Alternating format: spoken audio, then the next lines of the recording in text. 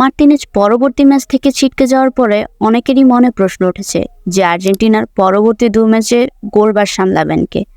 আজকে জানাবো আর্জেন্টিনার পরবর্তী গোলকিপার হবেন কে। এখানে যদি আর্জেন্টিনাকে মার্টিনেজ ছাড়া চিন্তা করতে যাই তাহলে দুজন গোলকিপারের নাম সামনে আসে। সাম্প্রতিক সময়ে তারা দুজনই একই ছন্দে আছেন। 1 নাম্বার হলো জেরোনিমো রুলি, 2 নাম্বার জোয়ান মুসো। তাদের পারফরম্যান্সের দিক দিয়ে দুজনই ভালো গোলকিপার। এখন কাকে রেখে কাকে সুযোগ দিবে লিওনেল স্কালোনি, এটা তার ব্যক্তিগত ব্যাপার। যাকে গোলবার সামলাতে দেন না কেন, এ সময়ে এসে এই দুজনের কাছ থেকে যে কাউকেই দেখ না কেন ডিসিশন খারাপ হবে না। এবং এরা দুজন ছাড়াও আরও একজন ব্যাকআপ গোলকিপার আছে, সেটা হচ্ছে ফ্রাঙ্কো আরমানি।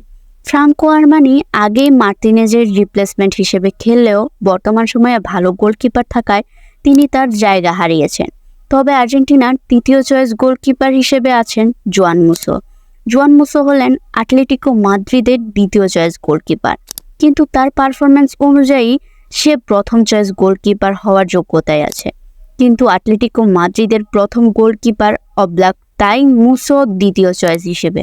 অবলাকের ব্যাকআপ হিসেবে আছেন আটলেটিকো মাদ্রিদে। অন্যদিকে জেরোনিমো রুলি খেলেন অলিম্পিক দে মার্সেলিতে। রুলি কিন্তু মার্সেলির প্রথম চয়েস গোলকিপার এবং পারফরমেন্সও করেন দুর্দান্ত। পেনাল্টি সেভ দেন মার্টিনেজের মতোই। মার্টিনেজের ব্যাকআপ হিসেবে সেরা একজন গোলকিপার হবে রুলি। বাকি রইল ফ্রাঙ্কো আরমানি। আরমানি হচ্ছেন রিভার প্লেটের প্রথম গোলকিপার এবং অবলিগ গোলকিপার।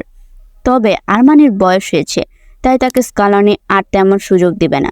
শুধু কোনো সময়ে কাজে লাগালে সুযোগ দিবেন এবং ক্লাবের পারফরমেন্সের দিক দিয়ে এগিয়েছেন, তাই রুলির সামনের আর্জেন্টিনার 2 বিশ্বকাপ বাছাই পর্বের ম্যাচে রুলিকেই দেখা যেতে পারে গোলপোস্টের নিচে।